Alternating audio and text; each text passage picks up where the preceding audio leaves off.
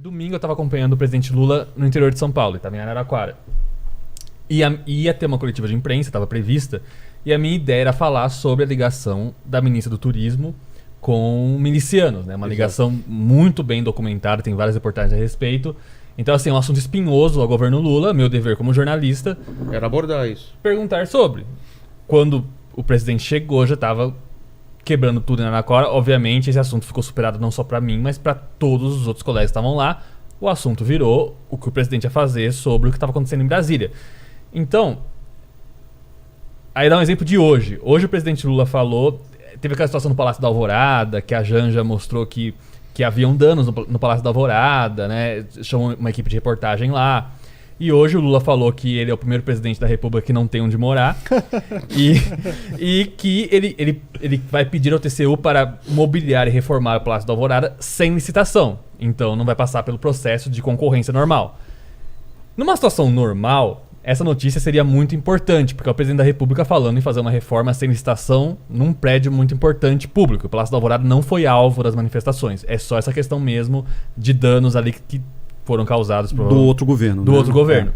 Só que aí, algumas horas depois, a Polícia Federal, a Folha divulga que a Polícia Federal achou um manuscrito ali de um decreto, basicamente na casa do ex-ministro da Justiça, Anderson Torres, manuscrito de um decreto que basicamente dava um golpe no TSE para suspender as eleições, falando aqui, né? Interpretando um pouco. Então, amigo patriota, me dirija a você. Você está atrapalhando, você está ajudando o governo Lula. Porque a gente não tem capacidade de trabalhar enquanto a gente tem que dividir nossas atenções com um governo que está andando e gente golpista tentando tomar o poder e tentando esses absurdos. Então, assim, indiretamente, obviamente, ajuda, porque nessa semana o governo Lula se fortaleceu muito politicamente. Com certeza. Porque o Lula não vai olhar a vidraça e falar, não sou vidraceiro. Ele vai unir, ele conseguiu unir todos os poderes, ele conseguiu unir os governadores.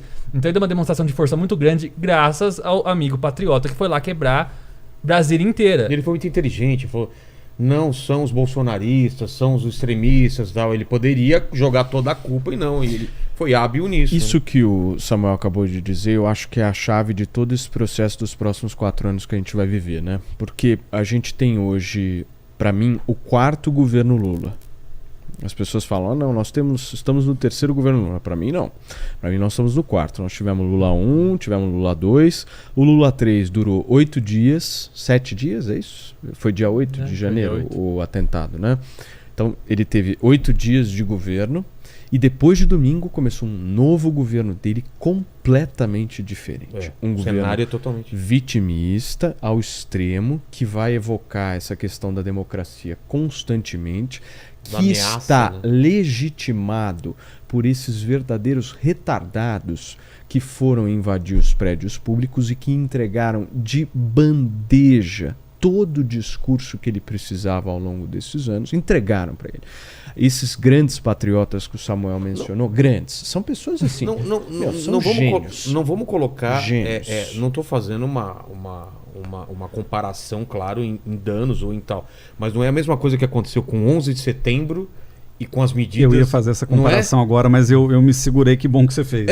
Faz sentido pensar. Claro que não dá para comparar as mortes que tiveram, o que foi isso pro mundo, mas deu um salvaguarda. Fala assim, Vilela, ele pode fazer qualquer coisa agora que tá todo mundo com ele, porque aconteceu isso, e todo mundo fala, não, realmente... Vilela, hoje, numa polarização da maneira como a gente vive, tudo é uma questão de antagonismo, né?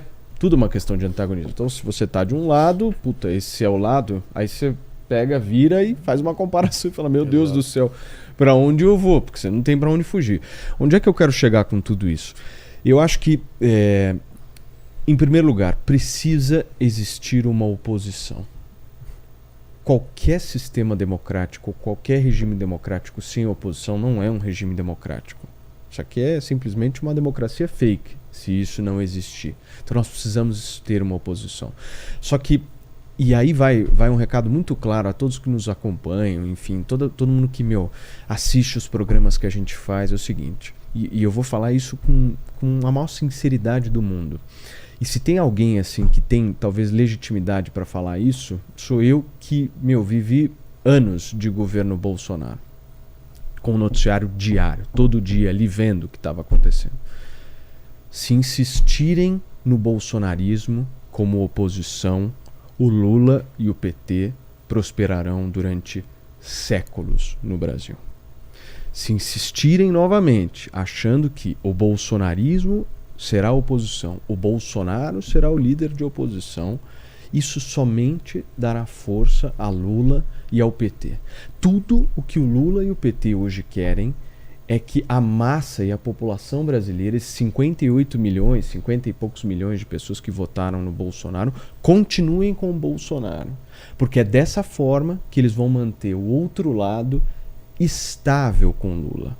Então é preciso compreender o seguinte, é necessário que exista hoje uma nova oposição. E aí muitas pessoas me perguntam o seguinte, mas quem, Paulo? Quem? Gente, temos novos governadores, temos senadores, temos novos deputados que vão assumir agora dia 1º de fevereiro, mas o ponto é preciso criar algo que seja novo, é preciso dialogar com essas pessoas que depositaram total confiança no Bolsonaro e mostrar para elas o seguinte, se você continuar insistindo nesse caminho, o Lula vai continuar no poder. Mas isso é fato, assim. Depois de domingo, quem é a pessoa hoje que vai chegar publicamente num jantar, num almoço, num churrasco e vai falar o seguinte, eu sou Bolsonaro? Quem é o cara que vai falar isso hoje? Assim, precisa ser um cara, no mínimo, corajoso para chegar e falar o seguinte, eu sou Bolsonaro hoje, hein? É isso aí. E é tão louco, ô Casarões, isso, que é o seguinte, essa nova oposição, essa nova forma aí de fazer algum tipo de contraponto a esse governo que está aí, ele vai ter que abandonar um negócio. Olha o que o bolsonarismo fez. Quem usar a camiseta do Brasil hoje vai dar a impressão de ser alguém bolsonarista. Então a primeira coisa que essa nova oposição vai ter que fazer, infelizmente, é reduzir um pouco o verde e amarelo. Olha a loucura que nós estamos, olha a insanidade que é isso. O bolsonarismo hoje, ele fez com que, para que haja oposição ao PT, as pessoas não vistam verde e amarelo, porque se você vestir verde e amarelo, automaticamente as pessoas vão pensar no cara que invadiu e depredou os prédios públicos. Veja só a loucura. Até a CBF insano pensar isso. É insano com não sei quantos anos de atraso, mas foi um cara com nota lá. Cara, é insano pensar isso. Que nós brasileiros não podemos usar uma camiseta, sei lá, da nossa seleção brasileira, porque eu vou ser taxado de golpista. E tem uma coisa interessante que você colocou, Paulo, que é o seguinte. Essa direita que vai ter que se ressignificar, ela vai ter que fazer um esforço muito mais do que puramente de marketing. Porque veja que o bolsonarismo, ele tentou, em alguns momentos, ressignificar alguns símbolos. Então, por exemplo, começou depois da eleição com intervenção militar. Mudaram para intervenção federal, para tirar um pouco dessa pecha do militar. Depois mudaram para artigo 142, para dar aquele verniz constitucional. Mas eles não conseguiram, ao fim e ao cabo, dissociar a imagem deles do bolsonarismo. Hoje, lá em Brasília, etc., você conversa com as pessoas, elas falam assim, não sou bolsonarista, eu sou patriota. Não adianta. Todas essas palavras já estão muito contaminadas pelo que foram os 4 anos de bolsonarismo. E eu achei muito interessante, e foi uma jogada de mestre por parte também dos governadores, todo mundo ter comparecido. Acho que só o Jorginho Melo não foi na reunião com Lula. Ele enviou um representante. Só ele, que é um bolsonarista também de marca maior. Mas assim, o fato de o Tarcísio ter ido, o fato de o Zema ter ido, isso é muito importante. Porque isso tá bom, fortalece o Lula, por um lado, claro. Mostra que o Lula é um grande conciliador, mostra que o Lula consegue colocar ali os poderes juntos, os estados juntos, etc., E o Lula não fez mais do que obrigação. Quer dizer, ele fez isso muito bem, mas ele não fez mais do que obrigação dele como presidente da República. Agora, para os governadores, sobretudo de oposição, manter essa relação civilizada com o governo federal vai fortalecê-los no longo prazo. E se eu puder fazer uma aposta, e eu posso estar errado, então eu já peço desculpa para quem está nos assistindo aí, que pode ser que eu fale uma bobagem enorme. Mas eu vejo no horizonte de uma direita conservadora, moderada, democrática, da qual o Brasil precisa, afinal de contas, porque, de novo, a gente não vive mais naquela direita centrão fisiológica, isso não pode existir. muito facilmente cooptável, mas com outros recursos que não são os recursos ideais. Mas essa direita moderada, o que é que ela significa daqui para frente, ela vai ser capitalizada por Tarcísio de Freitas. Eu acho que ele tem um potencial de fazer isso, é um cara inteligente. É um cara que ele já se afastou do bolsonarismo logo depois das eleições, ele meteu aquela, né, não sou bolsonarista e tal. O Zema, que tem feito, eu sou de Belo Horizonte, moro aqui há muitos anos, então não acompanho a política de Minas Gerais no dia a dia. Mas mesmo entre pessoas de esquerda, com quem eu convivo, converso, etc., eu ouço elogios ao Zema, porque é um cara correto, você vê que, né, não estou falando de falar, moro num apartamento e não moro no palácio, não, assim, a política fiscal foi correta, várias políticas foram corretas de saneamento das contas públicas, etc., então há um respeito pelo Zema, mesmo dentre aqueles que não votaram nele, e eu acho que a gente tem aí uma segunda, terceira, quarta chance para o Sérgio Moro, que vai virar senador. Não é senador ainda, ele vai ser empossado agora em fevereiro. E ele pode, a partir do Senado, tentar uma outra estratégia, porque todas as que ele tentou até aqui falharam. De ser ministro, falhou, né? Aquele pré-candidato à presidência da República que traiu todo mundo. Mas, né? o Casarões, posso só fazer um contraponto nessa tua fala? Eu só tenho dúvidas desses nomes pelos números que a gente vê hoje das pesquisas, né? A gente estava comentando antes de começar o programa do Datafolha que saiu em relação à aprovação do governo Bolsonaro, estávamos falando do Atlas. Há uma parcela significativa da população que foi atraída por um discurso mais radicalizado, que eu particularmente não sei, é uma coisa, enfim, que eu não faço a menor ideia, para onde vai essa galera.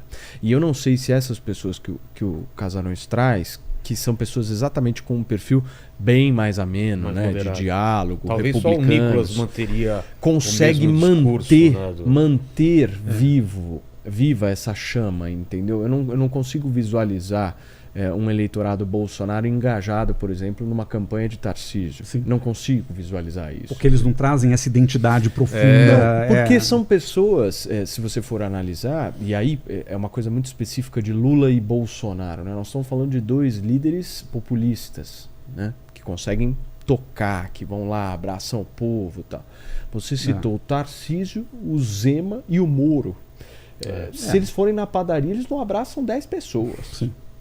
São pessoas técnicas, né, administrativas. É um discurso muito mais, né, e eu não estou falando que são pessoas incapazes, não é isso. Eu estou indo do ponto de vista eleitoral, né, da questão do voto. São pessoas que... Veja o debate de governador de São Paulo. Sim. A monotonia que foi aquilo. Né? Nós quase dormimos. Aliás, nós não. Nós dormimos. Eu, particularmente, dormi. No segundo bloco, eu já estava no 13º sono ali. O Tarcísio e o Haddad. Paulo, mas mesmo o Haddad. Veja, o Haddad é a esperança do PT nesse momento. Exato. Ele pode ser um fracasso retumbante, como pode se dar muito bem como ele está fazendo. Eu acho que a mesma comparação dele com o Lula Então, mas a política tem ciclos também. Sim. Então, por exemplo, a gente teve um ciclo... Fernando Collor de Mello. De tensão, né? Que elegeu, né, lá nos anos 80, a gente precisava desse líder carismático, salvacionista, tanto que o segundo turno deu Lula e Collor. Pessoas conhecidas na política, tarimbadas, tipo Ulisses Guimarães, os caras tiveram 2%, 3%. Mário Covas não passou. Então, assim, eu acho que, por exemplo, mesmo quando o Lula foi eleito pela primeira vez em 2002... ele não era o Lula populista, como a gente queira chamar, ele era o Lula técnico. Eu não sei se vocês se lembram da primeira propaganda do Lula de 2002, era um sobrevoo, não tinha drone ainda, mas era daquelas câmeras que voavam assim sobre a equipe do Lula. Era uma puta equipe, né? Tinha um monte de gente ali que parecia muito competente, etc. E aquela foi a imagem do Lulinha Paz e Amor que o elegeu, no fim das contas.